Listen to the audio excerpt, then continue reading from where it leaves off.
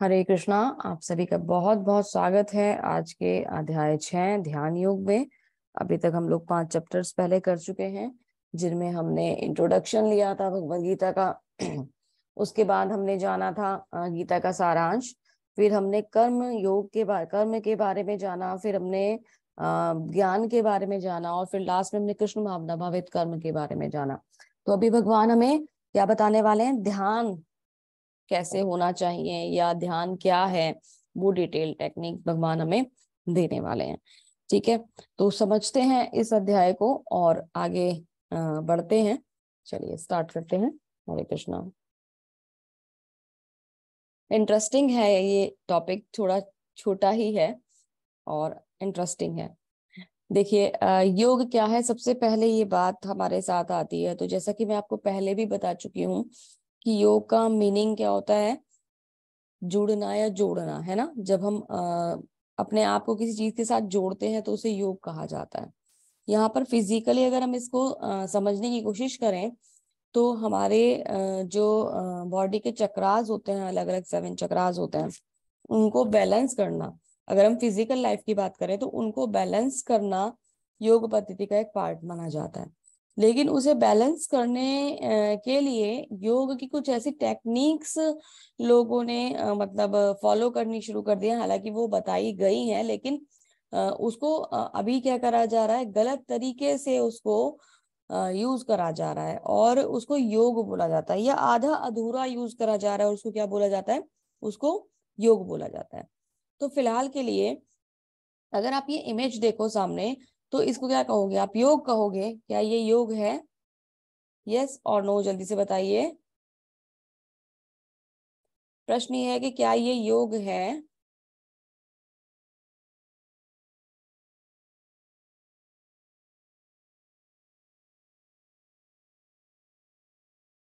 अभी नींद नहीं खुली है क्या सभी लोगों की? जी हाँ जी माता जी, बहुत सुंदर। ये योग है ना। आप लोग ही बता रहे हैं कि ये योग है ना। लेकिन हम ये समझेंगे कि ये योग है या नहीं। चलिए ये योग है, चलिए अच्छा है, बहुत अच्छी बात है। तो ये बताइए क्या ये है, ये क्या है? ये जो आप लोग देख रहे हैं ये भी योग है? हाँ, क्योंकि हम क्या कर रहे हैं इसमें, उन्होंने एक तरीके से शीर्ष आसन कर रहे हैं और सिर के बल खड़े हुए हैं और उसको योग बोल रहे हैं। ठीक है, सुंदर है, अच्छा है, ये भी योग है। आप एक चीज देखो, इसमें ये लोग ऐसी ऐसी टेक्निक यूज कर रहे हैं जिसमें जो एक सामान्य व्यक्ति के लिए तो आसान ही नहीं है। चलिए और कुछ देखते हैं। ये तो थोड़ा सा इजी वाला है, ये भी आपको योग लग रहा है? जी माता जी। Yes, okay. चलिए आगे चलते हैं। ये नहीं। एक्चुअली पता है, ये सब जो हम योग पूछ रहे हैं ये सब कुछ योग है ही नहीं, और स्पेशली ये तो योग है ही नहीं, है ना। वो आप मेडिटेशन को ही बोल रहा है कि वो मेडिटेशन है ना। ये एक पद्धति को हम कभी भी योग नहीं कह सकते। ठीक है, यहाँ पे अलग अलग चीजों अलग अलग तरीके के पोस्चर्स दिखाए जा रहे हैं, अलग अलग तरीके से। अभी जैसे इंडिया में तो केवल शरीर की गतिविधियों को ही मिलाकर योग मनाया जा रहा है। यहाँ विदेशों में तो पता नहीं कौन कौन से योग फॉलो किए जाते हैं। हम देखिए कोई इसे योग कहेगा क्या, है ना। पहले एक बकरी को पकड़ के लेके आओ, फिर अपने पीठ पे खड़ा करो, फिर आप उसे योग बोलोगे।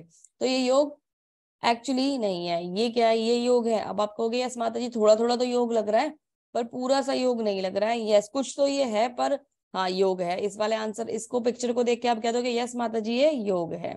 ठीक है, इस योगा पे, जिस प्रकार का योगा जो हमें दिया जा रहा है या बताया जा रहा है, इस योगा के लिए बहुत सारे मटेरियल, जो स्टडी मटेरियल है वो मार्केट में अवेलेबल है, और अलग अलग तरीके से उसको भेजा जाता है। योगा और कर्मा दो ऐसे शब्द हैं जो पूरे हर लैंग्वेज में ऐसे ही एज इट इज फॉलो किए जाते हैं। योगा एंड कर्मा सभी लैंग्वेज में दोनों शब्द ऐसे ही फॉलो किए जाते हैं।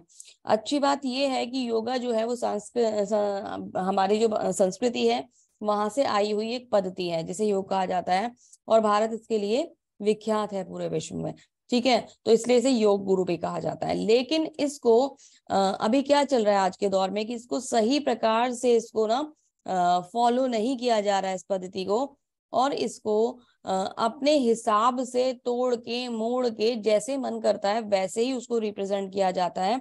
और इसका जो पॉइंट है वो क्या हो गया है, फिलहाल के लिए बिजनेस पॉइंट ज्यादा हो गया। अभी देखिए, है ना, चेयर योगा हो रहा है, कहीं कैट योगा हो रहा है, कहीं प्रेगनेंसी के लिए योगा आ गया है ना, कोई कुछ बताता है, कोई कुछ बताता है, ऐसे ऐसे अलग अलग अलग बहुत सारे आपको मटेरियल मार्केट में अवेलेबल हो जाते हैं जिसे हम योगा कहते हैं।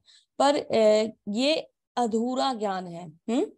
हम सबको जो भ्रमित कर रहा है, मार्केट में जो चीजें अवेलेबल कराई जा रही हैं योग के नाम पे, क्योंकि yoga is a powerful word, अपने आप में बहुत बड़ा शब्द है, ठीक है, इसको कैश किया जा रहा है, लोगों को अट्रैक्ट किया जा रहा है, और योगा को क्या कर दिया, जो कि अपने आप में पूरा एक प्रोसीजर है, पूरी एक पद्धति है, उसको लिमिट कर दिया केवल कुछ आसनों तक ही, है ना।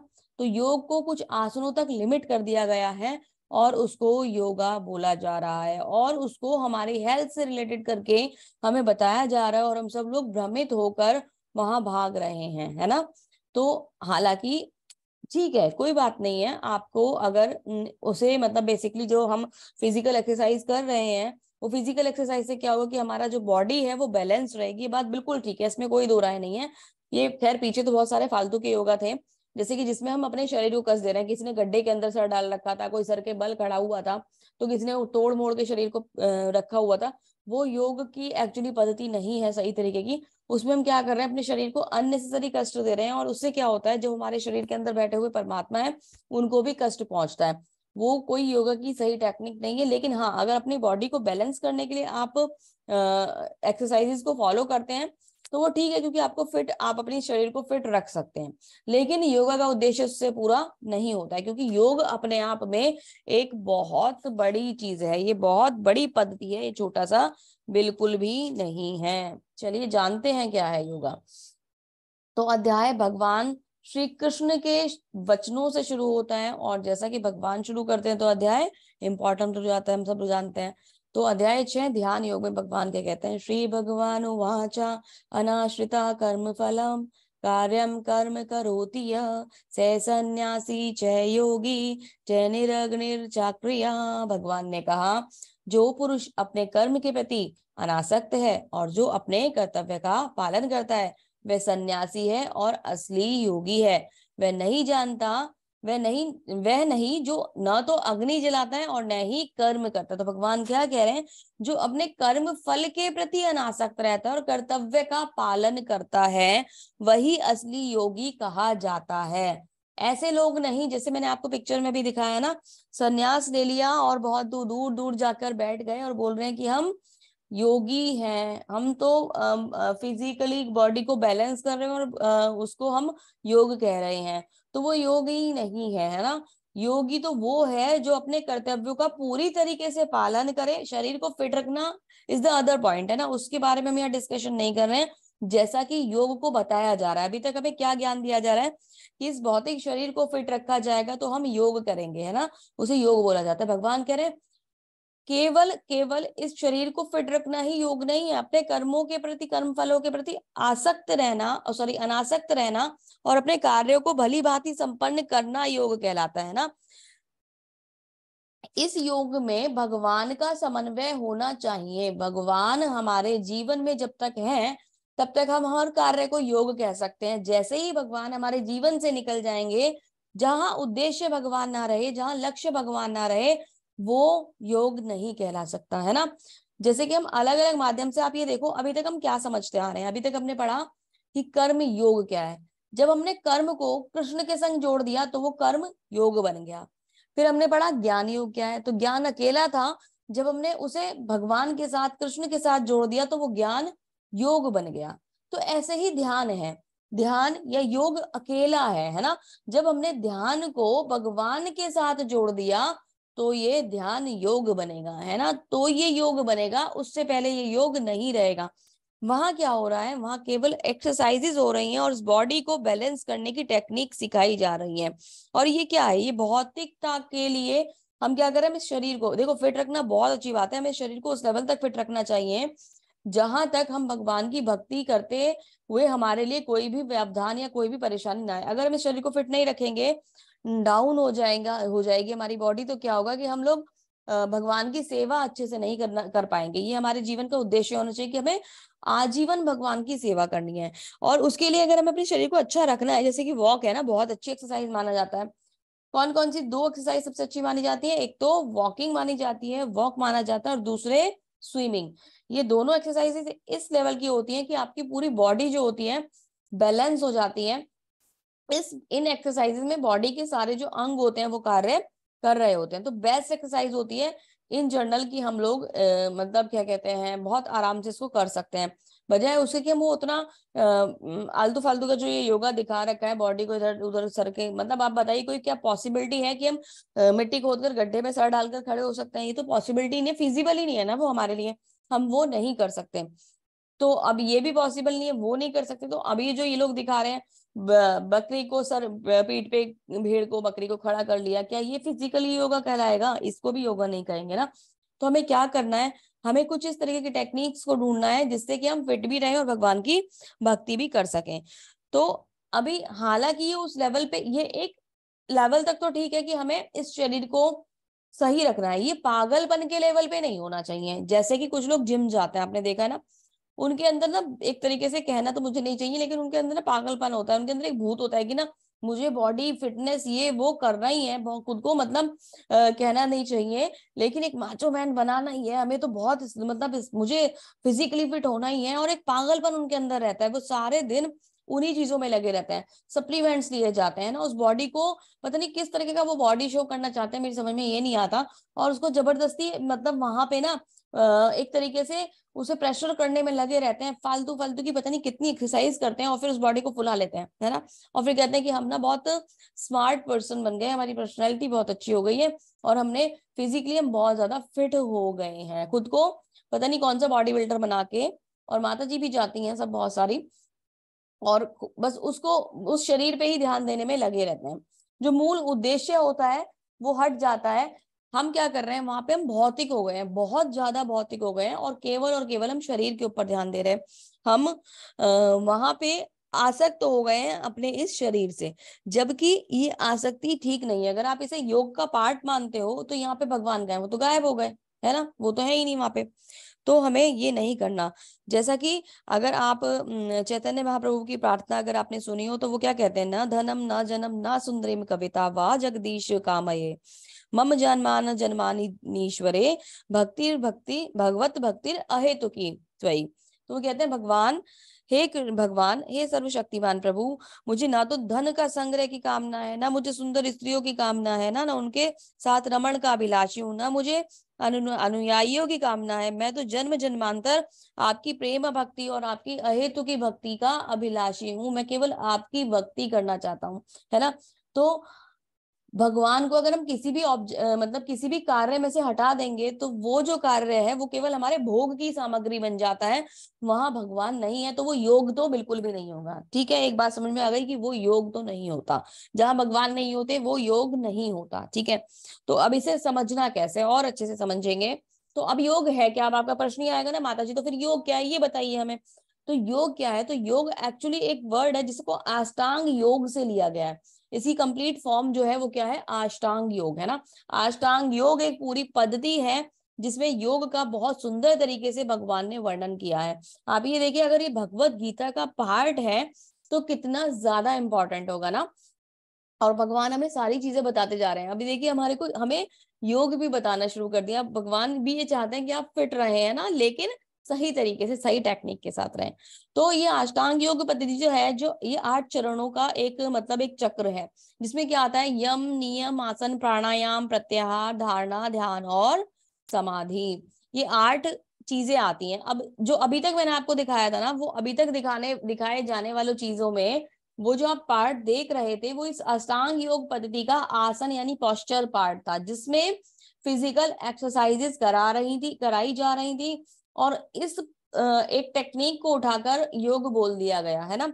जबकि ये क्या है, ये आसन है। योग क्या है, इन सभी चीजों का कॉम्बिनेशन योग कहलाता है। एक टेक्निक है पूरी जो इन सब चीजों के कॉम्बिनेशन से बनती है। कहीं कहीं पे आप योग की बात करते हो तो वहां पे वो लोग क्या करते हैं, आसन ले लेते हैं, प्राणायाम भी लेते हैं और ध्यान को भी कंबाइन कर देते हैं, तो इसको मिलाकर भी वो योग बोलते हैं, है ना। लेकिन ये पूरा प्रोसीजर योग कहलाता है, केवल एक स्टेप या एक पार्ट ही योग नहीं कहलाता। तो योग एक पूरी पद्धति है, अष्टांग योग पूरी पद्धति है जिसको सही तरीके से फॉलो करके हम अपनी बॉडी को भी फिट रख सकते हैं और हम भगवान के साथ एक कनेक्शन को भी डेवलप कर सकते हैं। तो ये बहुत स्ट्रॉन्ग कनेक्शन हमारा भगवान के साथ बनाता है। अष्टांग योग पद्धति में वो चीजें बताई जाती हैं जिसमें हम जो रिलेशन हमारा भगवान के संग है, जिसे हम स्ट्रॉन्ग मतलब ढूंढ रहे हैं, भटक रहे हैं, उसको हम बहुत ज्यादा स्ट्रॉन्ग कर सकते हैं, है ना। अभी है क्या, ये पूरी तरीके से समझने की कोशिश करते हैं। यम क्या है, यम और नियम, what to do what not to do. तो इसमें क्या बताया जा रहा है, यम में उसे एकांत जगह में अकेले रहना चाहिए और हमेशा अपने मन को नियंत्रित करना चाहिए। मतलब क्या करना चाहिए, व्यक्ति को एक एकांत जगह में चले जाना चाहिए और अपनी मन को, है ना, नियंत्रित करने की कोशिश करनी चाहिए। नियम क्या होने चाहिए उसके लिए, खाने के, सोने के, काम करने के, मनोरंजन की जो उसकी आदतें हैं वो समशीतोष्ण होनी चाहिए, वो ओवर नहीं होनी चाहिए, ओवर ईटिंग, ओवर स्लीपिंग और ओवर एंटरटेनमेंट नहीं होना चाहिए। वो बहुत बैलेंस्ड लाइफ स्टाइल को फॉलो करे, ये होना चाहिए। फिर उसे जमीन पर, आसन क्या है, उसे जमीन पर कुशा घास बिछाए और फिर एक हिरण की खाल से उसे कवर करे। आसन ना तो बहुत ऊंचा होना चाहिए ना तो बहुत नीचा होना चाहिए, पवित्र स्थान पर होना चाहिए, स्थित होना चाहिए। किसी व्यक्ति के शरीर, गर्दन और सिर को एक सीध में रखना चाहिए और नाक की नोक पर लगातार घूरना चाहिए। इस प्रकार एक अनगढ़ दबे हुए मन से भय रहित, पूरी तरह से यौन जीवन से मुक्त किसी को मेरा ध्यान करना चाहिए। मतलब भगवान क्या बता रहे हैं कि अब जब योग का सोच लिया है ना, तो एक काम करो, खाने पीने की आदतों को बैलेंस करो, एक एकांत स्थान में चले जाओ, खाने पीने की आदतों को बैलेंस करो। बैलेंस करने के बाद एक कुशा घास का आसन बिछा लो और मृग की छाल का उसके ऊपर कवर कर लो। मृग की छाल कहाँ से आएगी, तो ऐसा नहीं है कि पहले हिरण को मारा जाएगा फिर वो मृग छाल आएगी। वो बेसिकली पहले क्या होता था, जो हिरण बूढ़े हो जाते थे या मर जाते थे तो उनकी छाल को यूज कर लिया जाता था। तो ये पहले के समय की बात है जो मैं आपको बता रही हूँ। फिर उसके बाद क्या करना है, भगवान से कनेक्शन डेवलप करने की कोशिश करनी है। फिर प्राणायाम, प्राणायाम क्या है, ब्रीथ कंट्रोल टेक्निक, आने और जाने वाली सांस को रोकने का अभ्यास करना है और उसे अंतिम रूप से ट्रांस में रहे, मतलब इसे प्रैक्टिस में रहे पूरी तरीके से। फिर प्रत्याहार, प्रत्याहार क्या होता है, प्रत्याहार एक्चुअली भौतिक अस्तित्व की समाप्ति है। यहाँ हम प्रैक्टिस कर रहे हैं कि हम ध्यान में जाना चाहते हैं, है ना। उसके लिए ये प्रैक्टिस है जब हम अपनी फिजिकल जो हमारी फॉर्म है इसको भूलने की कोशिश करते हैं कि हम ये एक तरीके से शरीर है।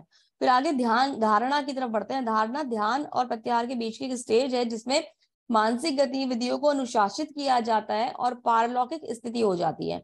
सभी भौतिक इच्छाएं, वहां प्रत्याहार में प्रैक्टिस शुरू करते हैं, यहाँ हमारी भौतिक इच्छाएं खत्म हो जाती हैं और योग प्राप्त करने के लिए कहा जाता है। अभी जब भौतिक इच्छाएं खत्म हो गई तो मेरे मन में कोई भौतिकता नहीं रही, तो अभी ध्यान जो कंसंट्रेशन है, बहुत सारे बच्चे प्रश्न पूछ रहे थे ना कल कि माता जी कंसंट्रेशन कैसे होगा, तो ध्यान है ना, कंसंट्रेशन वहां करा जाता है, ध्यान वहां, मेडिटेशन वहां करा जाता है, कंसंट्रेशन स्ट्रांग बनाया जाता है। जैसे पवन रहित स्थान पर दीपक टिकता है, उसी तरह पारलौकिक व्यक्ति जिसका मन नियंत्रित रहता है वे अपने ध्यान में हमेशा स्थिर रहता है। तो ये कंसंट्रेशन डेवलप होता है मेडिटेशन के माध्यम से। और जब हम इस कंसंट्रेशन में हायर स्टेज पे पहुंच जाते हैं तो ये हायर स्टेज हमारी क्या किसमें कन्वर्ट हो जाती है, समाधि में कन्वर्ट हो जाती है। सबसे बड़ी कठिनाई के बीच में भी स्थिर रहते हुए वास्तव में भौतिक संपर्क तथा सुख और दुख से वो स्वतंत्र होता है। मतलब अगर उसके चारों तरफ कुछ भी घटित हो जाए, जो व्यक्ति ध्यान में पहुंच गया है और ध्यान से वो समाधि की अवस्था में आ गया है, उसके चारों तरफ आप घंटे भी बजा लोगे ना तो भी वो व्यक्ति वहां से टस से मस नहीं होगा। वो अपने ध्यान में भगवान के साथ समाधि में स्थापित हो गया है और वो ध्यान को इतना स्ट्रांग कर लेगा। यहाँ पे आप जरा सा भी आंखें बंद करके 2 मिनट बैठिए, अगर आपसे कहा जाए कि ध्यान कीजिए और जरा सा फोन पे एक मैसेज की भी टोन आई ना तो आप तुरंत से खड़े हो जाओगे, है ना। जो समाधि की स्टेज होती है वो समाधि की स्टेज इस तरीके की होती है कि व्यक्ति अपना मतलब एक कनेक्शन डेवलप कर चुका है और अब उसे कोई डिस्टर्ब नहीं कर सकता। तो ये पूरा प्रोसीजर है जिसको क्या कहा जाता है, अष्टांग योग पद्धति कहा जाता है। हम लोगों ने क्या उठा लिया है, हमने केवल आसन वाले पार्ट को, पोस्चर वाले पार्ट को उठाकर क्या बोलना शुरू कर दिया है, उसको योग बोलना शुरू कर दिया है। अब आप मुझे बताइए कि क्या हम ये जो सारा का सारा प्रोसीजर है, बहुत जल्दी से आंसर दीजिएगा, कर पाने में सक्षम है, या अष्टांग योग करने में सक्षम है क्या हम? हरे कृष्णा। नहीं। नहीं, है ना? क्यों सक्षम नहीं है हम लोग? क्योंकि हम लोग उस तरह नहीं कर पाएंगे माता जी, जिस ध्यान में ये लोग करते हैं। हाँ उस तरह नहीं कर पाएंगे, या फिर ये कह लीजिए माता जी कि ये जो स्टेप्स हैं, है ना, एकांत जगह आप कहाँ से लाओगे मुझे बताओ। जी। है, आपको एकांत जगह बताओ जहां आप जा सकते हो, कोई एकांत जगह है?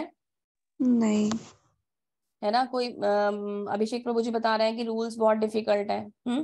एकांत जगह नहीं ढूंढ पाओगे, फिर आप ये प्रोसीजर्स को सही तरीके से फॉलो नहीं कर पाओगे, रूल्स डिफिकल्ट है ना, आपकी बॉडी में वो पावर भी नहीं है कि आप इसे फॉलो कर सको, है ना। आप बोलोगे माता जी पावर तो हम डेवलप कर लेंगे। तो योगा क्या है, ब्रीथ कंट्रोल टेक्निक। योगी जो होते थे वो लोग क्या करते थे, अपनी सांसों को इस तरीके से कंट्रोल करते थे, इस तरीके से कंट्रोल करते थे कि वो अपनी आयु जब मर्जी तक बढ़ा सकते थे।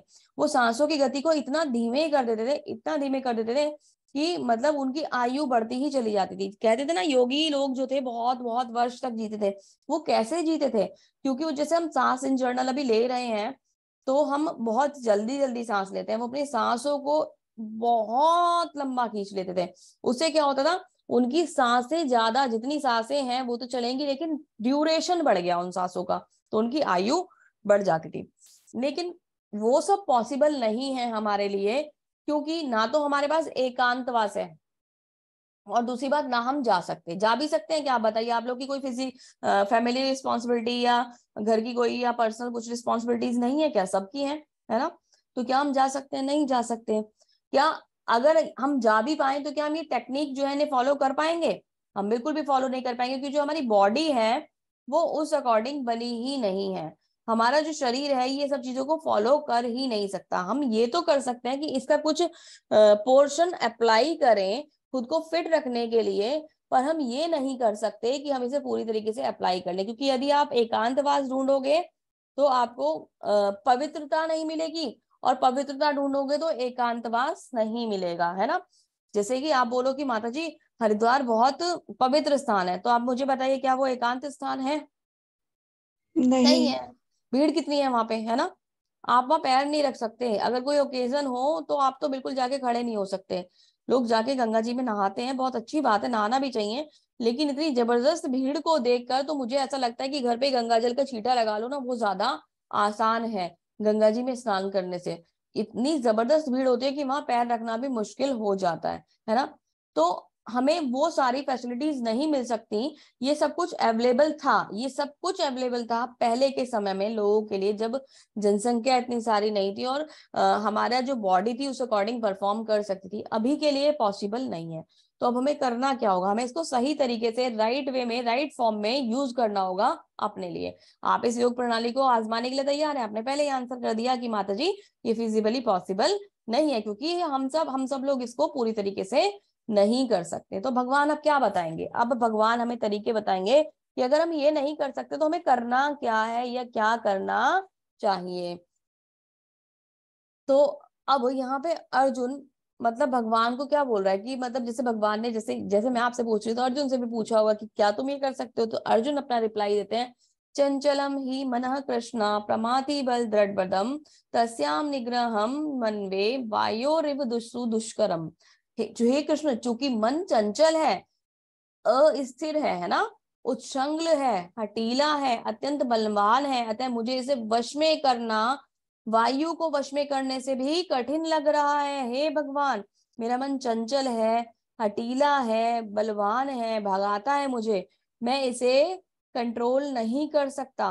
ये आप ये देखिए, हम अपने मन को कंट्रोल करने की बात करते हैं, अर्जुन जैसे बड़े शुद्ध व्यक्ति, शुद्ध भक्त, इतने बड़े योद्धा अगर अपने मन को कंट्रोल नहीं कर सकते तो हम हैं कौन जो अपने मन को कंट्रोल कर सकते हैं?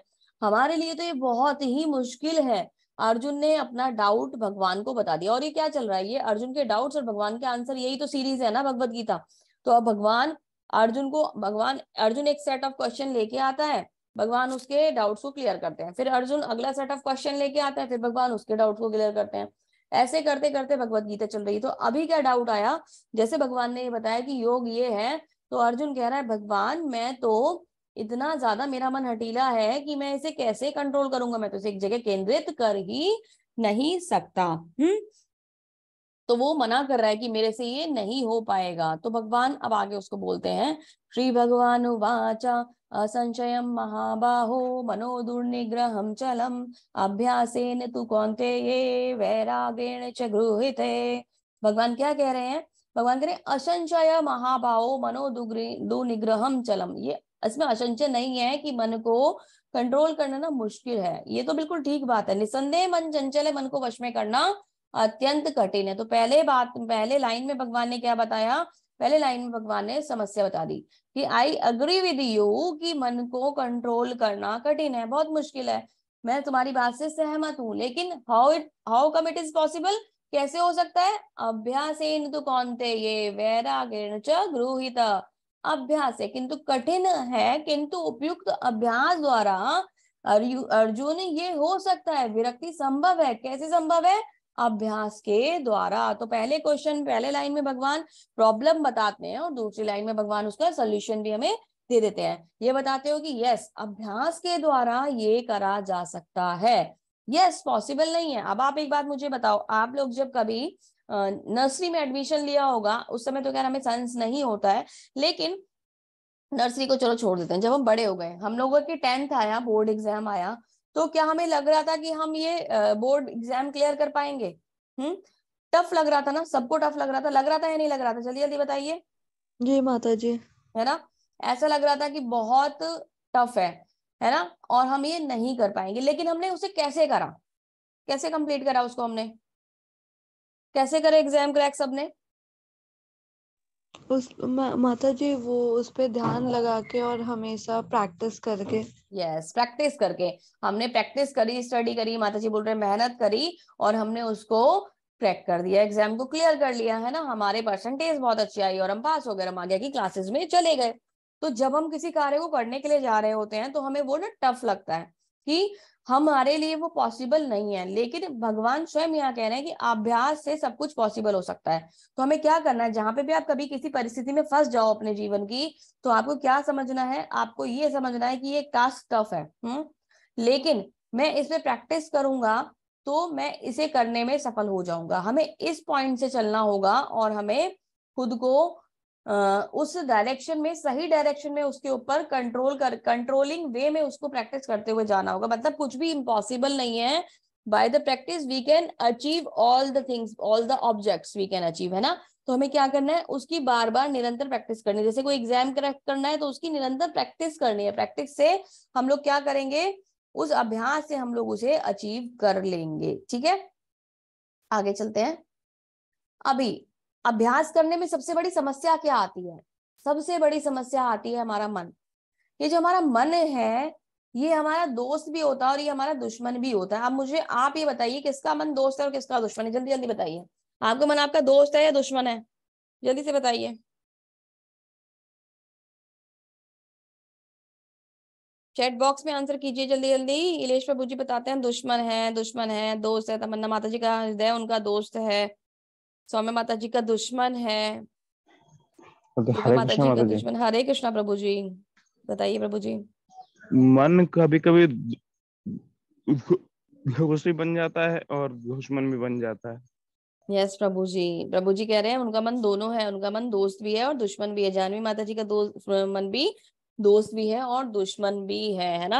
तो ये कैसे रोल प्ले करता है? ये दोनों रोल प्ले करता है। ये कभी कभी हमारा फ्रेंड बन जाता है, कभी कभी हमारा एनिमी बन जाता है, कभी कभी हमारा शत्रु बन जाता है। ठीक है, अभी ये मन ही हर कार्य का कारण है ना। अगर हम इसको कंट्रोल कर लेते हैं तो हम अपनी लाइफ को बहुत अच्छी तरीके से कंट्रोल कर लेंगे। स्टार्टिंग में आप लोग के बहुत क्वेश्चन आ रहे थे ना माता कि माता जी कैसे मन को कैसे कंट्रोल करें, ये कैसे होगा, या मन भागता रहता है, कंसंट्रेशन नहीं होता है। तो मन दोनों रोल प्ले करता है, मन हमारा दोस्त भी होता है, मन हमारा दुश्मन भी होता है। हमें क्या करना है, हमें मन की पॉजिटिव साइड को बढ़ाना है, हमें मन से दोस्ती करनी है, उसको दुश्मन नहीं बनाना। दोस्ती कैसे होगी, दोस्ती करने के लिए हमें कुछ टेक्निक्स फॉलो करनी होंगी, जैसे कि अब कंसंट्रेशन के लिए मेडिटेशन वगैरह की बात कर रहे हो। इसे करने से क्या होता है, माइंड बैलेंस होता है, और उससे क्या होगा कि हम लोग एक जगह एकाग्र हो पाएंगे, अपने मन को एक जगह शांति से रख पाएंगे, तब वो हमें भटकाना बंद कर देगा। जैसे माता जी बोल रहे थे कि हमारे फ्रेंड्स हमें मिल जाते हैं और वो हमें जबरदस्ती लेके जाते हैं, हम उनके संग जाना पड़ता है, घूमना पड़ता है, खाना पीना पड़ता है, वो सब हमें करना पड़ता है। तो आपको वो सब करने की आवश्यकता नहीं पड़ेगी। आप लोग क्या करोगे, आप अपने मन को ही कंट्रोल करना सीख जाओगे। ठीक है, जिस समय हमने मन को कंट्रोल करना सीख लिया, उस समय हमारे जो प्रॉब्लम्स है ना लाइफ की, ये ऑटोमेटिकली आप देख लेना खत्म हो जाएंगी, बहुत लिमिटेड हो जाएंगी, क्योंकि हमारा मन हमारे वश में आ जाएगा। मन क्या है, एक आग की तरह होता है। आग का एक बहुत इंपॉर्टेंट रोल होता है। आग जब ईंधन के रूप में यूज होती है तो पृथ्वी से एक समझ लीजिए कि चांद तक का सफर पूरा कर सकती है। और जब आग एक विकराल रूप ले लेती है तो इस पृथ्वी को ही नष्ट कर सकती है, जंगलों में आग लग सकती है ना। तो आग का दोनों रोल है, पॉजिटिव भी साइड है और नेगेटिव भी साइड है। डिपेंड ये करता है कि उसका यूज किस तरीके से हो रहा है। अगर आग को कंट्रोल ना करा जाए तो आग विकराल हो जाएगी और सब कुछ नष्ट कर देगी। वैसे ही हमारा मन है, अगर उसको कंट्रोल ना करा जाए तो वो एक गलत डायरेक्शन ले लेगा और हमारे जीवन को ही बर्बाद कर देगा। तो हमें बहुत जरूरी चाहिए कि हम अपने मन को कंट्रोल करें। लेकिन अब अर्जुन तो ये कह रहा है कि मन को कंट्रोल करना पॉसिबल नहीं है, मैं वायु को कंट्रोल कर लूंगा। आप मुझसे कह दो वायु को रोक दो, मैं रोक दूंगा, पर मैं मन को कंट्रोल नहीं कर सकता। हालांकि हम तो वो भी नहीं कर सकते, हम तो अर्जुन नहीं है ना तो हम तो कुछ नहीं कह सकते ना कि प्रभु जी आप मुझे, माता जी आप मुझे ये कहो, ये काम कर दो, मैं कर दूंगा। उतने कॉन्फिडेंस है जितने कॉन्फिडेंस से अर्जुन ने कहा कि मैं वायु को कंट्रोल कर लूंगा, हम एक काम नहीं बता सकते। मैं आपको बोलूं कि आप भगवत गीता की चैप्टर पढ़ के समरी बना के ले आइए, आप कहेंगे माता जी आज टाइम नहीं है, आज मैं यहाँ चला गया, आज मैं वहां बिजी हो गया। आपके पास कोई एक ऐसा टास्क अगर आपको दे दिया जाए तो 100% इस कॉन्फिडेंस के संग अगर आप कह पाए तो ये अपने आप में बहुत बड़ी बात होगी। और कॉन्फिडेंस ही हमने अपने अंदर डेवलप करना है ना, कि हम उस चैलेंज को एक्सेप्ट कर सकें। हालांकि वो चैलेंज नहीं था, वो बिल्कुल सही पॉजिटिव साइड थी, लेकिन वो जो कॉन्फिडेंस है कैसे आता है, जब हम अपने मन को नियंत्रित करते हैं तब आता है। टेक्निक भगवान बता रहे हैं तो आपके गुरुजन भी आपको टेक्निक बताते हैं, आपके पेरेंट्स होते हैं आपके साथ, आपके सीनियर्स होते हैं आपके साथ, वो आपको टेक्निक बताते हैं कि आपको लाइफ की उन सिचुएशंस को कैसे हैंडल करना है। सिचुएशंस को हैंडल करने के लिए मन का स्ट्रांग होना आपके ऊपर निर्भर करता है। जब आप अपने मन को कंट्रोल करके चलते हैं तो आपका मन आपके साथ बैलेंस फॉर्म में परफॉर्म करता है और आपकी लाइफ को स्मूथ एंड इजी बना देता है। कंसंट्रेशन बहुत छोटी सी चीज हो जाती है, जब आप उसको अचीव कर लेते हैं तो फिर आप डगमगाते नहीं हैं, डिसबैलेंस नहीं होते, और हमारे लाइफ में हर काम बिल्कुल सही तरीके से होता चला जाता है। ठीक है, जैसा कि आगे भी बताया जा रहा है, मंदूर आत्मना आत्मनस्तस्य येन आत्मेव आत्मना जिता आत्मनस्तु शत्रुत्वे वर्ते आत्मेव शत्रुवतः वत। जिसने मन को जीत लिया उसके लिए मन सर्वश्रेष्ठ मित्र है, किंतु जिसने जो ऐसा नहीं कर पाया उसके लिए मन सबसे बड़ा शत्रु है। आपने सुना भी होगा ना, मन के हारे हार है और मन के जीते जीत। तो हम मन को जीत लेते हैं तो सब कुछ जीत जाते हैं, और मन को हार जाते हैं तो सब कुछ हार जाते हैं। कभी कभी बच्चे होते हैं ना, आप देखते हो कि कोई मतलब उनका कोई गोल था, कोई लक्ष्य था, वो पूरा नहीं हो पाया या उनके मन के हिसाब से नहीं हो पाया, जो हम फल की बात करते हैं ना, तो उनको इतनी अटैचमेंट हो जाती है उस बात से, वो इतने ज्यादा मतलब अटैच हो जाते हैं उस रिजल्ट से कि वो उसके बारे में सोचते रहते हैं। फिर धीरे धीरे लोगों से कनेक्शन बंद कर देते हैं, फिर धीरे धीरे अकेला रहना शुरू कर देते हैं, उनका मन बाकी चीजों से हट जाता है, वो धीरे धीरे इतना नेगेटिव सोचते हैं कि वो डिप्रेशन में चले जाते हैं, और डिप्रेशन का रिजल्ट कई बार बहुत खतरनाक हो जाता है और वो रिजल्ट सुसाइड तक भी बदल जाता है। बहुत गलत होता है ना ये हमें। और ये शुरू कहाँ से होता है, ये शुरू सिर्फ मन से होता है ना। मन ही वो कारण होता है जो एक व्यक्ति को उस एक्शन तक पहुंचा देता है जो कि बहुत ही ज्यादा गलत है। तो मन, और मन में वो ताकत भी है कि अगर आप चाहो तो भाई एवरेस्ट भी क्या चीज है, आप चढ़ जाओगे और उसको अचीव कर लोगे, है ना। मन में वो ताकत है ना। तो मन दोनों काम कर रहा है, मन हमारे अकॉर्डिंग चल सकता है, चलाने के लिए जो हम है ना ड्राइवर, उसको बहुत ही सही तरीके से कंट्रोल्ड और ट्रेंड होना चाहिए। अगर ड्राइवर स्ट्रांग होगा तो मन नहीं भाग पाएगा, ये गारंटी है मेरी। आपका मन बिल्कुल नहीं भटक सकता अगर आप ना चाहें तो। अगर आप अपने आप को वीक दिखाएंगे तो मन भागेगा, अगर आप अपने आप को स्ट्रांग बना लेंगे तो मन बिल्कुल भी नहीं भागेगा। मन जा ही नहीं सकता। ये निर्णय हमारा होता है कि हमें मन को कैसे कंट्रोल करना है। ये डिसीजंस हमारे होते हैं। जैसे अभी हम बात कर रहे थे, सेशन शुरू होने से पहले माता जी और मैं बात कर रहे थे, और वो चल भी रहा था, हालांकि मेरा थोड़ी सी ज्यादा ही टॉपिक हो गया था। वो बात ये थी कि कितने सारे लोग शुरू शुरू ज्वाइन करते हैं ना, 100+ नंबर्स होते हैं जब ज्वाइनिंग होती है, सेशन शुरू होते हैं, और वो अपने एक कमिटमेंट को जो हम स्टार्टिंग में बोलते हैं, मैं हमसे सबसे रिक्वेस्ट करती हूँ कि प्लीज आप लोग इसे कंटिन्यूटी में रखिएगा।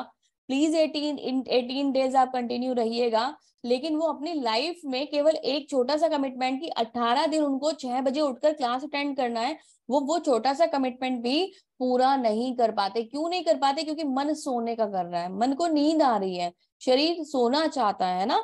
नींद बहुत ज्यादा जरूरी है। या फिर वो रात को 12 1 2 बजे तक जगेंगे तो सुबह कैसे उठेंगे? तो कुछ कुछ तो लाइफ को बैलेंस करना होगा ना, वो नहीं करते। और वो एक छोटा सा कमिटमेंट अपनी लाइफ के संग कंप्लीट नहीं कर सकते कि इतने बड़े जीवन में से 18 दिन एक बार भगवत गीता को पूरा सुनने और समझने के लिए नहीं दे सकते।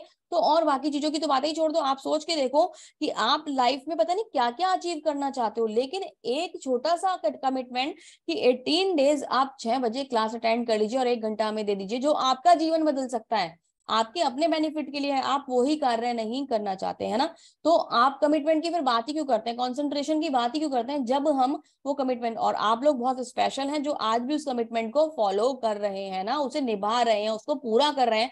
आप बहुत विशेष है ना। और ये विशेषता हमें हमेशा अपने अंदर बनाए रखनी है, क्योंकि अगर हम अपनी लाइफ में कमिटेड रहे तो हम बिल्कुल भी डिस्ट्रैक्ट नहीं होंगे, हमें बिल्कुल भी कोई प्रॉब्लम हमारे जीवन में नहीं आएगी, और जीवन को जीने के रास्ते ना हमें ऑटोमेटिकली मिलने शुरू हो जाएंगे। हमें हमारे जीवन में कठिनाइयां आती हैं क्योंकि ये फेजेस है लाइफ के ना, चलती रहती हैं। पॉजिटिव और नेगेटिव साइड्स हमारी लाइफ में चलती रहती हैं, अप एंड डाउन हमारी लाइफ में चलते रहते हैं। लेकिन ये हमें सही तरीके से, अगर हम दृढ़ निश्चय हैं, अगर हम कमिटेड हैं, अगर हमारे अंदर वो पावर है कि हम अपने आप को राइट डायरेक्शन में लगाने के लिए 100% डाल सकते हैं, तो कोई शक्ति ऐसी नहीं है जो तुम्हें हिला देगी, बिल्कुल भी नहीं हिला सकती, और आप रिजल्ट अचीव करोगे ही। ये कमिटमेंट हमें अपने आध्यात्मिक जर्नी में भी चाहिए होता है और भौतिकता में भी चाहिए होता है। तो commitment is more than important then everything. कि आप कुछ भी, मतलब कोई भी चीज ले लो, उसको छोड़ दो, आपका कमिटमेंट है ना। आध्यात्मिक कृष्ण मिलेंगे, कृष्ण मिलेंगे, कृष्ण मिलेंगे, कृष्ण कैसे मिलेंगे जब तक कमिटमेंट नहीं होगा। अचीवमेंट होगा, मुझे बहुत, मेरा एग्जाम क्रैक होगा, क्रैक होगा, क्रैक होगा, कैसे क्रैक होगा? जब तक कमिटमेंट नहीं होगा। तो कमिटमेंट बहुत इंपॉर्टेंट है आपकी लाइफ में। और वो मन को, माइंड कंट्रोल टेक्निक्स आप सीखते हो ना, प्रभु जी हमारे सीरीज आती है, वो बताते हैं, लेक्चर उनके चलते हैं उसके ऊपर। कभी आपको मौका मिले तो ज्वाइन करना, बहुत जरूरी है हमें अपने आप को कंट्रोल करना। ठीक है, आगे चलते हैं। अभी देखिए यहाँ क्या बता रहे हैं। अर्जुन ने कहा, आगे अर्जुन बोलते हैं, हे कृष्ण, उस असफल योगी की गति क्या? देखिए बहुत इंपॉर्टेंट क्वेश्चन अर्जुन ने पूछा है, और ये कल मुझसे किसी ने पूछा भी था ना कि आगे साकार और निराकार वाला, तो उनको भी शायद आंसर इसमें मिल जाएगा आज के चैप्टर में। अर्जुन ने कहा, हे कृष्ण, उस असफल योगी की गति क्या है जो प्रारंभ में श्रद्धा पूर्वक आत्म साक्षात्कार की विधि में ग्रहण करता है और उसके बाद में भौतिकता के कारण उसका मन विचलित हो जाता है और योग सिद्धि को प्राप्त नहीं कर पाता। मतलब क्या कह रहा है? जैसे अब वो लोग जो आए थे, है ना, 18 डेज कोर्स करने के लिए, एग्जाम्पल दे रही हूँ, अभी बीच में से चले गए तो क्या हो गए? एक तरीके से असफल योगी हो गए, है ना। हालांकि उसे उस कैटेगरी में काउंट नहीं किया जाएगा, ये योगियों की बात हो रही है जो थोड़ा बहुत भक्ति करते हैं होंगे ही ना, लेकिन वो गिर गए, है ना, उनसे भक्ति नहीं हो पाई, है ना। जैसे कि किसी ने कुछ वर्षों तक भक्ति करी, फिर उनकी भक्ति इनकम्प्लीट रह गई, तो क्या होगा उनका? अर्जुन का प्रश्न बहुत सुंदर है, जो अपनी भक्ति पूरी नहीं कर पाए तो उनका क्या होगा? तो भगवान, असफल योगी, भगवान आंसर कर रहे हैं, असफल योगी पवित्र आत्माओं के लोक में अनेक अनेक वर्षों तक भोग करने के बाद एक सदाचारी परिवार में, एक सदाचारी पुरुष के परिवार में धनवानों के कुल में जन्म लेते हैं। भगवान क्या कहे? जो असफल योगी होते हैं वो पहले भक्ति करते हैं, कर ली भक्ति, कहीं भी कोई भी रीजन रहे और आपकी भक्ति इनकम्प्लीट रह गई, तो वो व्यक्ति जो नेक्स्ट बर्थ लेंगे, जो नेक्स्ट जन्म होगा, वो कहाँ मिलेगा उन्हें? एक धनवान परिवार में या फिर एक सदाचारी व्यक्ति के यहाँ जन्म मिलेगा। ठीक है। अथवा दीर्घ काल तक योग करने के बाद असफल रहे तो उन्हें ऐसे योगियों के कुल में जन्म मिलता है जो अति बुद्धिमान होते हैं। निशंस से ही ये जन्म जो होते हैं संसार में दुर्लभ होते हैं। अगर हमारी भक्ति का लेवल ऊंचा है ना, हमने बिल्कुल सही तरीके से भक्ति करी है, तो हम लोग ऐसी जगह जन्म ले सकते हैं। अगर हमारी भक्ति अधूरी भी, देखो बहुत जरूरी नहीं है कि भक्ति से भगवान इसी जीवन में मिल जाए, बहुत जरूरी नहीं है कि पूरा जीवन लगे। खडवांग महाराज को तो एक क्षण में भक्ति भगवान मिल गए थे, है ना, एक क्षण में भक्ति मिल गई थी। और किसी किसी ने, हम लोग जैसे भटक रहे हैं, पता नहीं कितने करोड़ों जन्म लगा के हम 84 लाखों में घूम ही रहे होंगे, तो हम आज भी बद्ध जीव हैं, तो हमें तो भगवान ने भक्ति नहीं मिली, है ना। तो ये पॉसिबल है कि एक क्षण में भी भगवान मिल सकते हैं और जन्मों जन्म भी भगवान नहीं मिल सकते। ये बात है हमारी तपस्या के लेवल की, कि उसका लेवल क्या है, साधना का लेवल क्या है। तो हम अगर सही तरीके से लगे हुए हैं, तो अब आप ये छोड़ दो कि पता नहीं भगवान मिलेंगे या नहीं मिलेंगे, या मुझे मुक्ति मिलेगी या नहीं मिलेगी। आप इस बात को भूल जाओ, इसका रिजल्ट क्या होगा, और कंसंट्रेशन किस बात पर करो कि मुझे तो भगवान की सेवा करनी है। भगवान मिलेंगे नहीं मिलेंगे वो भगवान का काम है, वो भगवान जाने वो मेरे लिए क्या करेंगे। मुझे क्या करना है, मुझे अपने जीवन में कृष्ण को जोड़ना, और मैं कृष्ण को नहीं छोड़ूंगा। कृष्ण मुझे छोड़ेंगे नहीं छोड़ेंगे, अपनाएंगे नहीं अपनाएंगे, वो कृष्ण की बात है, वो कृष्ण बताएंगे। मैं खुद को कृष्ण से अलग नहीं करूंगा, चाहे कुछ भी हो जाए। ये दृढ़ संकल्प अगर हम अपने जीवन में ले आए, जो हम अभी बात कर रहे थे ना कॉन्सेंट्रेशन की, हमने खुद को स्ट्रिक्ट कर दिया कि मैं कृष्ण को नहीं छोड़ूंगा। अगर मुझे हरे कृष्ण जप करना है तो मुझे हरे कृष्ण जप करना ही है। एक दिन ऐसा आएगा कि कृष्ण आपका हाथ थाम लेंगे, है ना, क्योंकि वो बहुत दयालु है, उनके हृदय में बहुत ज्यादा प्रेम है। ठीक है। जितना प्रेम हम कृष्ण से नहीं करते, उससे ज्यादा प्रेम वो इंडिविजुअली हम सबसे करते हैं, केवल मेरे से और आपसे ही नहीं, सबसे करते हैं। तो वो तो चाहते हैं कि हम उनके पास जाएं, पर हम नहीं जा पाते। ठीक है। तो मतलब बात यह है, पॉजिटिव साइड आप ये देखिए कि अगर आपने एक दिन की भी भक्ति करी है ना, तो आपकी भक्ति खराब नहीं होगी, मतलब वेस्ट नहीं जाएगी, उसका रिजल्ट आपको डेफिनेटली मिलेगा। ठीक है। आगे चलते हैं। सबसे बड़ा योगी कौन है? सबसे बड़े योगी नारद मुनि, जो हमेशा भगवान की सेवा में लगे रहते हैं। ठीक है। अब हम बात करते हैं कि हमने बहुत सारे प्रकार के योग देखे, कर्म देखा, ज्ञान देखा, अष्टांग भी देख लिया। अब यहाँ पे आगे आता है भक्ति योग। भगवान हमें भक्ति योग के बारे में नेक्स्ट जो अध्याय आएंगे, आज हमारा 6 चैप्टर हो गया, यानी कि एक सेक्शन कंप्लीट हो गया। 3 सेक्शन में भगवत गीता है। पहले जो 6 चैप्टर हैं वो भगवत गीता में कर्म के बारे में बताते हैं, कर्म प्रधान चैप्टर हैं।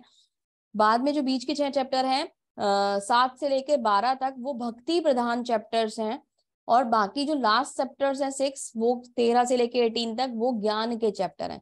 तो अब यहाँ पे भगवान ने कर्म बता दिया, अलग अलग पद्धतियां बता दी कि उनसे भगवान कैसे हमें भक्ति में कनेक्ट कर सकते हैं, हम भगवान से भक्ति में कनेक्ट हो सकते हैं। लेकिन अब भगवान प्योर भक्ति हमें बताएंगे, और ये प्योर भक्ति हमारी कल से शुरू होगी। आप सबसे मेरी पर्सनल रिक्वेस्ट है, बहुत इंपॉर्टेंट चैप्टर्स हैं, बहुत सुंदर चैप्टर्स हैं, और भगवत गीता में अगर ये नहीं सुना तो आपने कुछ भी नहीं सुना, और जीवन का जो मतलब भगवत गीता जो सार है ना, वो आप मिस कर देंगे। मेरी पर्सनल रिक्वेस्ट है, आप लोग प्लीज इन 6 चैप्टर्स में को मिस मत कीजिएगा, बहुत इंपॉर्टेंट पार्ट है, जरूर आइएगा क्लासेस में। ठीक है। तो हम वो कल से शुरू करेंगे। तो भगवान ही बताने की अलग अलग स्टेप्स हैं, लेकिन इन स्टेप्स का, चाहे वो कर्म हो, ज्ञान हो या अष्टांग योग हो, इनका बेनिफिट क्या है, इन सबसे होना क्या है, हम इतनी सारी टेक्निक के बाद जाएंगे कहाँ। तो एक हायरार्की है ना। इसमें क्या होता है, आप कर्म के द्वारा ज्ञान लेते हो, ज्ञान से आप अष्टांग योग पद्धतियों के द्वारा खुद को बैलेंस करके क्या करते हो, भगवान की भक्ति। ओवरऑल सारे कर्म योग, जो जितने भी सारे योगा सेक्शंस हैं, इनका टारगेट क्या है, भगवान की भक्ति। तो जब हम भगवान की भक्ति करते हैं, या तो ये तरीका, आप कर्म योग करते जाओ तो आपको भगवान की भक्ति मिल जाएगी, ज्ञान योग के द्वारा चलते जाओ तो आपको भगवान की भक्ति मिल जाएगी, अष्टांग योग पद्धति में भी भगवान की भक्ति ही मिल रही है। भगवान कहते हैं भक्ति योग एक ऐसा योग है जिसमें ये सारी चीजें ऑटोमेटिकली नहीं है ना, इनको इंक्लूड है उसके अंदर। भक्ति योग में सब कुछ इंक्लूड है, अष्टांग योग भी इंक्लूड है, ज्ञान योग भी इंक्लूड है, और कर्म योग भी इंक्लूड है।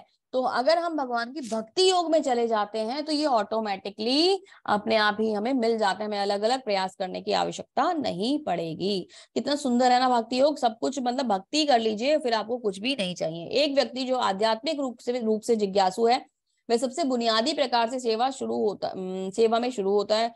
जो कर्म है ना, बेसिक जो है वो कर्म है, कर्म से सेवा शुरू होती है। अपनी क्षमता के अनुसार वो प्रभु के लिए कार्य करता है, भगवान के लिए फूल चढ़ाना, मंदिर की सफाइयां करना, दान देना, है ना, ये सब चीजें छोटे छोटे कार्यों से हम भगवान की भक्ति शुरू करते हैं। इसका अभ्यास करते हुए कहीं ज्ञानियों से मिलता है और ज्ञान योग में जुट जाता है ना। अभी जैसे आप लोग आए, आपने सोचा कि हम भगवत गीता पढ़ेंगे, तो मैंने बोला कि भगवान को भोग लगा के खाना चाहिए, आप लोगों ने भोग लगाना कुछ लोगों ने शुरू कर दिया होगा, है ना।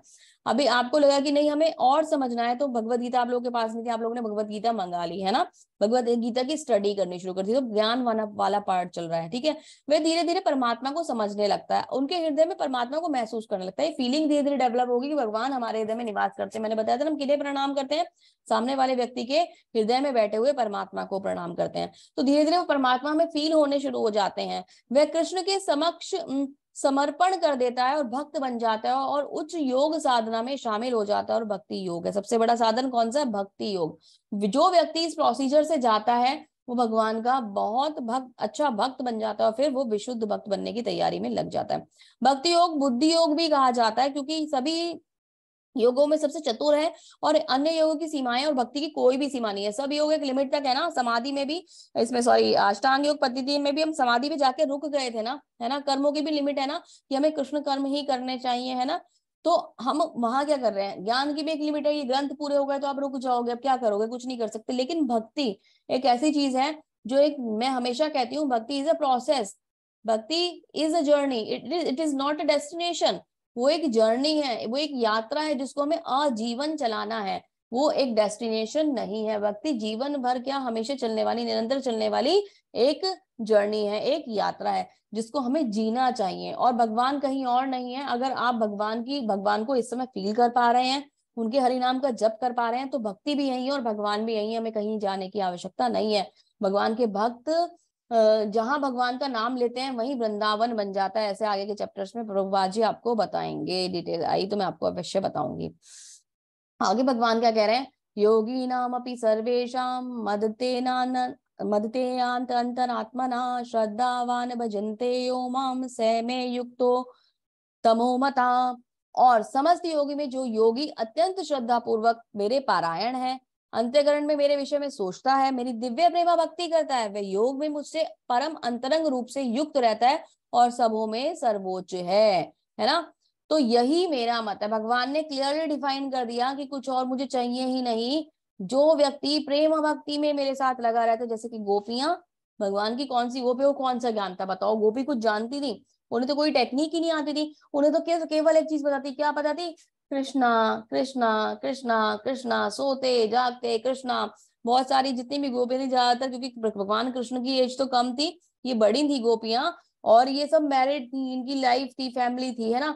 सब कुछ करते करते काम करती होती थी, और जैसे ही कृष्ण की बांसुरी सुनी और सब कुछ छोड़ा और भाग ली कृष्ण के पीछे, कृष्णा कृष्णा कृष्णा भागती चली जाती थी। जब भगवान धाम को छोड़कर चले जा रहे थे तो पागलों की तरह भगवान के पीछे जा रही थी, कहीं गिर रही थी, कहीं चोट लग रही थी, कहीं कुछ हो रहा था, पर कुछ ध्यान नहीं था, सिर्फ कृष्ण ध्यान थे, कृष्ण कृष्ण कृष्ण कृष्ण कृष्ण कृष्ण, और कुछ ही याद नहीं था। तो गोपियों के पास तो ना ज्ञान था, ना कर्म था, ना कुछ और था, ना ध्यान था। उनके पास क्या था, उनके पास प्रेम था, जो प्रेम उन्होंने भगवान को दिया, और उनके प्रेम ने भगवान को ऐसा बांधा, ऐसा बांधा, ऐसा बांधा कि भगवान उनके प्रेम के ऋणी हो गए, कभी भी उनके प्रेम से मुक्त नहीं हो पाए। इन गोपियों ने क्या करा था, एक बार माता कात्यायनी का व्रत रखा था और उन्होंने बोला प्रसन्न होकर कि मैं आपके लिए, बताइए आप मुझसे क्या चाहते हैं। तो गोपियों ने बोला कि माता हमें ये वरदान चाहिए कि भगवान कृष्ण हमारे पति हों। भगवान माता से ना कात्यायनी माता से वरदान मांग लिया। अब कात्यायनी माता टेंशन में आ गई कि मैं कैसे करूं भाई, ये कैसे दे दूं मैं तुम्हें, मेरे लिए तो पॉसिबल नहीं, भगवान को तुम्हें पति के रूप में कहाँ से भेजूं। भागी भागी कहाँ गई, भगवान कृष्ण के पास गई कि एक गोपियां मुझसे ऐसे ऐसे वर चाहती हैं। तो भगवान इतने दयालु हैं कि भक्त की इच्छा पूरी करने के लिए उन्होंने बोल दिया कि तुम जाओ और उन्हें ये वरदान दे दो, मैं तुम्हारे वचन की रक्षा करूंगा और इनको पति के रूप में स्वीकार करूंगा। तो इन गोपियों के पति के रूप में भगवान आए और वृंदावन में इतनी सुंदर लीलाएं करी। तो भगवान ने इनको जो वरदान मिला हुआ था उसकी वजह से भगवान ने इनके साथ, मतलब ये जो अपना संबंध था उसको निभाया। सिर्फ प्रेम भक्ति ही उसका कारण है, और उसके सिवा उसका कोई और दूसरा कारण नहीं है। तो केवल प्रेम एक ऐसी चीज है जिससे कृष्ण को बांधा जा सकता है। प्रेम एक ऐसी चीज है जिससे कृष्ण को हमेशा अपने पास रखा जा सकता है ना। अन्यथा कृष्ण को हमारी किसी भी भौतिकता की आवश्यकता नहीं है। कृष्ण नहीं चाहते कि हम बहुत ज्यादा पैसे खर्च करके उनके लिए सारे अच्छी अच्छी चीजें लेके आए, व्यंजन बनाए, फालतू की चीजें करें, शो ऑफ करें। वो बिल्कुल नहीं चाहते, वो हमारा प्रेम चाहते हैं ना। वो ये चाहते हैं कि हम हमेशा उनके प्रेम में मग्न रहें, डूबे रहें, उनके प्रेम सागर में हमेशा तैरते रहें। तो वो कैसे होगा? जब हम भगवान की तरफ एक स्टेप फॉरवर्ड करेंगे, उनके नाम में इंटरेस्ट लेंगे, उनकी सेवा में जाएंगे। ये स्टेप है जिसे धीरे धीरे धीरे धीरे, क्या इसे नवदा भक्ति कहा जाता है ना। उससे क्या होता है? वो धीरे धीरे धीरे धीरे ना प्रेम तक और भाव तक पहुंच जाता है। रसों का आनंद बढ़ना शुरू हो जाता है, जो मैंने कल आपको 5 रस भी पढ़ाए थे। फिर क्या होता है? हमारे अंदर प्रेम भाव उत्पन्न हो जाता है और हम भगवान की नित्य सेवा में लग जाते हैं, नित्य प्रेम में लग जाते हैं। इसी के साथ ये चैप्टर यहाँ कंप्लीट हुआ। श्रील प्रभुपाद जी से समराइज करते हैं, चलिए जानते हैं। भक्ति योग समस्त योगों की परिणति है ना, यानी कि भक्ति योग ही फाइनली सार है। अन्य योग जो भक्ति योग, अन्य योग तो भक्ति योग में भक्ति तक पहुंचने का एक साधन मात्र है, मतलब प्रोसीजर है जिसके द्वारा हमें क्या अचीव करना है? भक्ति अचीव करनी है। योग का वास्तविक अर्थ भक्ति योग है। सारे योग का जो अर्थ है वो केवल क्या है? भक्ति ही है। बेसिक जो कॉन्सेप्ट है वो भक्ति ही है ना। अन्य सारे योग भक्ति रूपी गंतव्य की दिशा में अग्रसर होते हैं। कर्म से लेकर भक्ति योग तक का लंबा सफर आत्म साक्षात्कार तक जाता है। निष्काम कर्म इस रास्ते का आरंभ है ना। कभी कभी क्या होता है, इसकी 3 स्टेजेज होती हैं जिन्हें मैं आगे पढ़ाऊंगी आपको। मैंने पहले भी बताया था, ब्रह्म, परमात्मा और भगवान।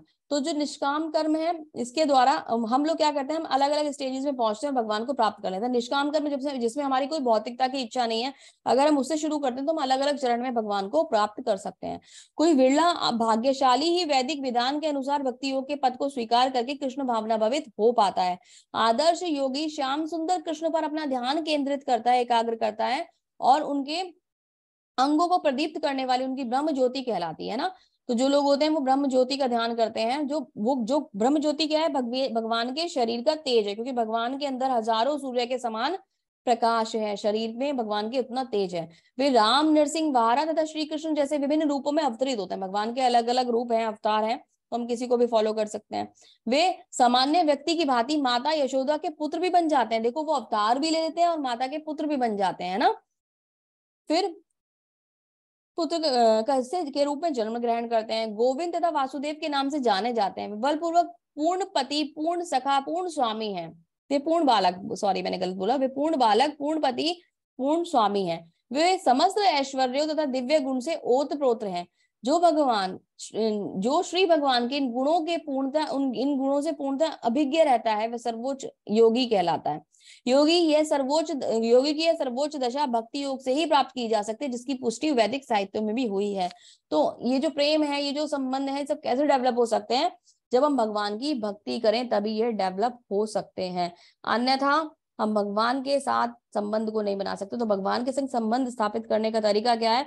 कि भगवान की भक्ति में थोड़ा थोड़ा स्टेप इन कीजिए और आगे बढ़ते जाइए और उस आनंद को लेते जाइए और प्रेम मन को जो है ना भगवान कृष्ण के प्रेम से भरते जाइए। अभी देखिए, सब कुछ मैंने आपको बताया, कैसे कैसे हमें माइंड को कंट्रोल करना है, कैसे कैसे हमें अपना सब चीजों को बैलेंस करना है। वो सब पढ़ाते टॉपिक कहाँ गया? भक्ति पर आ गया।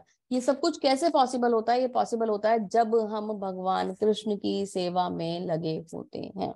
तो भगवान का जो प्रेम है, भगवान का जो संबंध हमारे संग है, वो शाश्वत हो जाता है और है एक्चुअली, लेकिन वो हमें समझ में आने शुरू हो जाता है। तो क्या होता है कि भगवान हमें मिल जाते हैं तो सारी चीजें ऑटोमेटिकली बैलेंस होती चली जाएंगी हमारी लाइफ में। उससे पहले हमें अपने ऊपर काम करना होगा।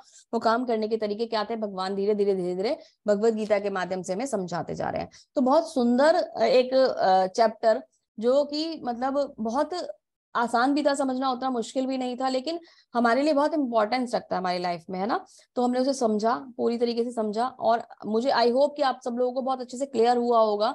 और प्रभुपाद जी ने उसको समराइज करके और आसान बना दिया। लेकिन यहाँ इंट्रोडक्शन किसका दे दिया? इंट्रोडक्शन दे दिया भक्ति का। भक्ति क्या है? कल का हमारा टॉपिक है। और अब 6 चैप्टर्स जो हमारे जाएंगे वो भक्ति योग में जाएंगे। तो भगवान ने क्या करा? भक्ति योग को इंट्रोड्यूस कर दिया लास्ट में लाके, है ना। बता दिया कि मेरी प्रेमा भक्ति से ही आप ये सब चीजें अचीव कर सकते हो। तो जब वो एक छोटा सा श्लोक का जो भाव है वो इतना सुंदर है, तो भक्ति के चैप्टर्स कितने सुंदर होंगे, सोचेगा। पूरे भाव से भगवान कृष्ण को अपने हृदय में धारण करते हुए हम आगे के कल के चैप्टर शुरू करेंगे। श्रील प्रभुपाद और भगवान श्री कृष्ण हम सब पर अपनी कृपा ऐसे ही बनाए रखें, हमें हमेशा अपने साथ कनेक्ट रखें, गुरु हमें हमेशा आशीर्वाद देते रहें और हमें हमेशा आगे बढ़ने की प्रेरणा देते रहें। इसी प्रार्थना के साथ इस अध्याय को यहीं समाप्त करते हैं। कल मिलेंगे एक नए अध्याय में और एक नए सेक्शन में। बहुत बहुत धन्यवाद आप सभी का पेशेंसफुली इसे सुनने के लिए, इसमें एक्टिवली पार्टिसिपेट करने के लिए और कृष्ण भक्ति में लगे रहने के लिए। आई होप आप इस जर्नी को ऐसे ही कंटिन्यू रखेंगे और हमारा साथ देंगे लास्ट तक। बहुत बहुत धन्यवाद। हरे कृष्णा। श्रील प्रभुपाद की जय। भगवान श्री कृष्ण की जय। हरे कृष्णा। हरे कृष्ण माता जी, हरे कृष्ण माता जी, धन्यवाद। हरे कृष्ण माता जी, धन्यवाद, प्रणाम। हरे कृष्णा। किसी को प्रश्न है तो